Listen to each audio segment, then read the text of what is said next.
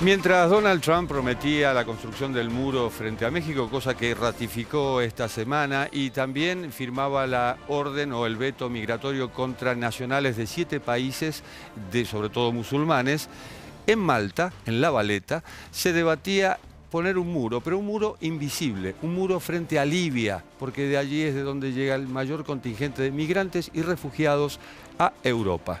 Vemos el informe y lo analizamos.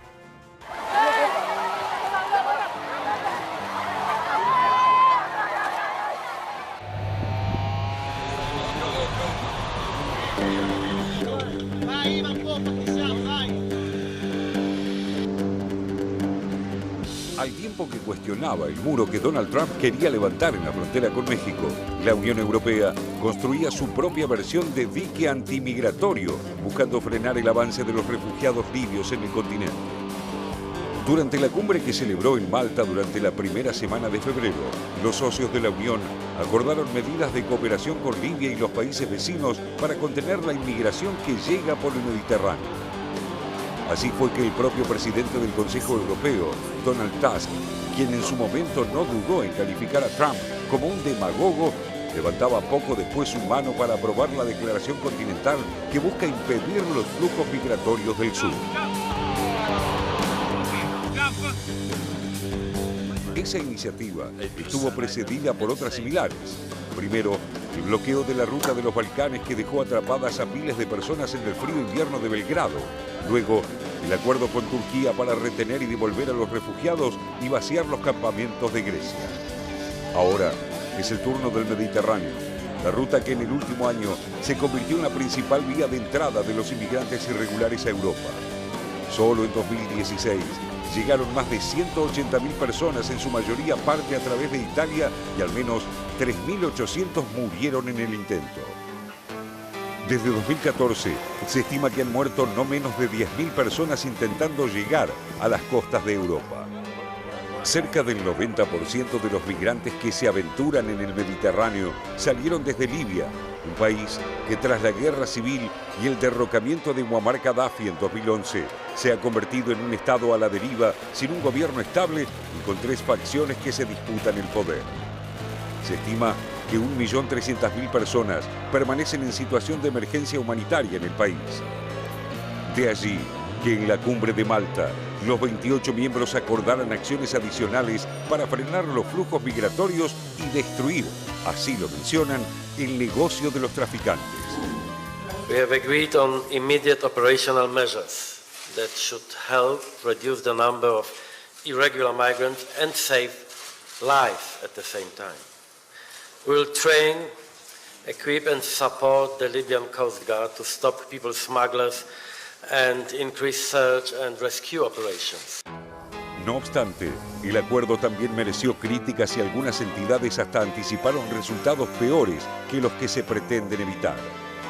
Amnistía Internacional advirtió que cerrar las fronteras marítimas implicará que miles de personas quedarán a merced de sufrir espantosos abusos contra los derechos humanos. También, Médicos Sin Fronteras se sumó a estas críticas.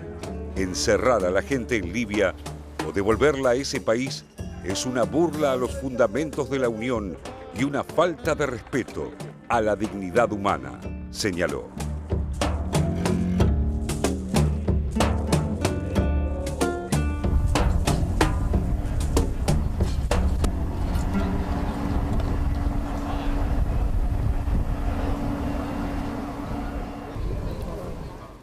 Primero cerraron la ruta de los Balcanes, esa que iba por el mar Egeo y las islas del sur de Grecia. Luego llegaron a un acuerdo con Turquía. Estamos hablando de la Unión Europea, ese acuerdo por 6.000 millones de euros, por los cuales Turquía debía retener en su territorio, en centros de detención, a refugiados inmigrantes. Luego avanzó el Parlamento de Hungría con una ley por la cual quien pida asilo en Hungría debe permanecer encerrado. Ahora, Alemania ha dispuesto que todo aquel que peticione asilo en Alemania tenga que entregar desde su teléfono celular hasta su computadora. Esto es por el riesgo de atentados terroristas. Y así sucesivamente.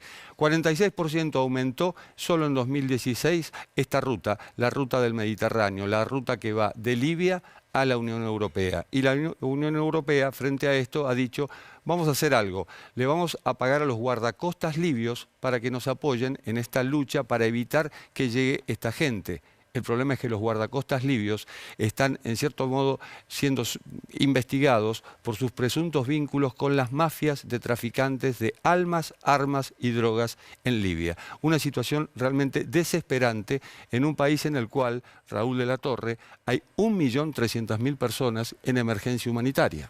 Exactamente, Jorge, y no hay nada que se parezca a lo que se pueda llamar un Estado que en Libia, que después de 5 años de la primavera árabe, el derrocamiento y el asesinato de Gaddafi, está peor que lo que estaba antes. La ilusión que existía en aquel momento con protestas que reclamaban una reforma política, una reforma económica de un país que manejaba Muammar Gaddafi con mano dura, aprovechando lo que significaban los recursos del petróleo y una sociedad que se desarrollaba de esa manera absolutamente concentrada en el poder, hoy es tierra de nadie. Ese reclamo, esa demanda quedó reemplazada por milicias rebeldes que dominan determinadas partes del territorio, que disputan el territorio entre sí, pero sin posibilidades ni siquiera de recursos económicos o sobrevida para el resto de la población. Por eso es que cada vez son más los que intentan cruzar, aún a riesgo de sus vidas,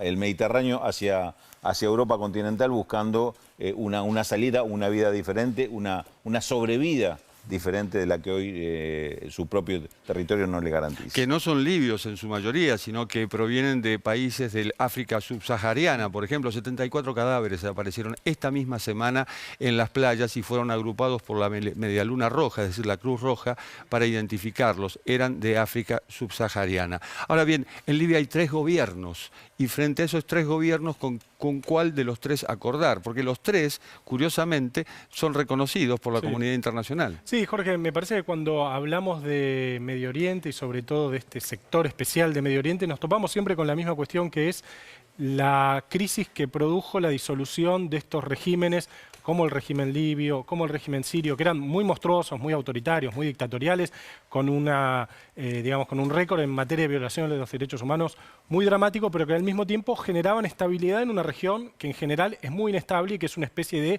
foco perturbador que derrama sobre Europa, sobre África y demás. Estos regímenes postcoloniales, el régimen sirio, el régimen libio, funcionaron como un tapón.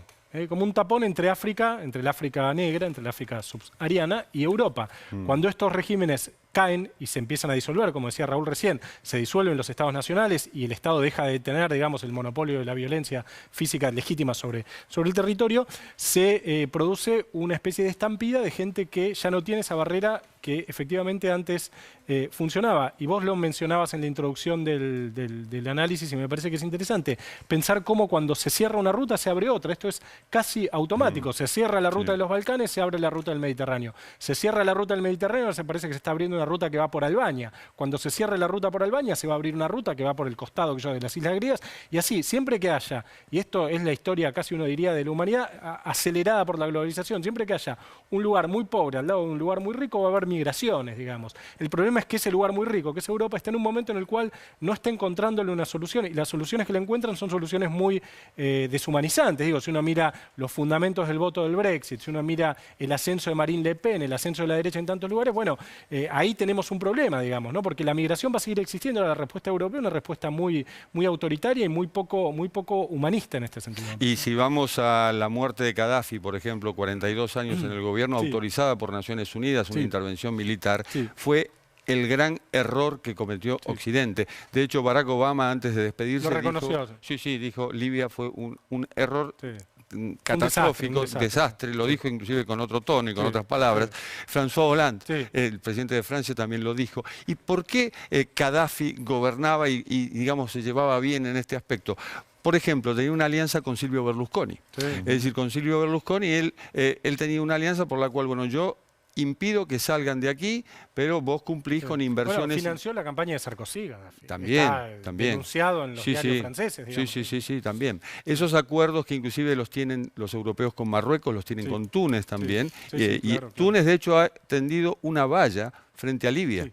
¿Para qué? Para que aquellos que huyen de la barbarie en sus países y van a Libia no pasen para Túnez, a Túnez. Se está convirtiendo el mundo en realidad en una suerte de una gran muralla por segmentos, por fracciones, y ya la muralla no es solo física, también es ideológica. Sí, claro. Es decir, aquello que era el discurso de ultraderecha en su momento, hoy lo estamos viendo, se está convirtiendo en el discurso de un centro moderado que dice yo no quiero pagar con mis impuestos los errores que se cometen en otros países. Y si uno ve si uno pudiera hacer el mapa de las migraciones que se están dando en el mundo por estas cuestiones humanitarias sobre todo, es tremendo, porque conocemos el de Europa porque tiene más difusión, pero se está dando en otras partes de África también, hacia países vecinos, se está dando en Asia con Afganistán y Pakistán también, huyendo de esos lugares que ya se han convertido en inhabitables, y no solo es el caso de Centroamérica también, con Estados Unidos, digamos, son millones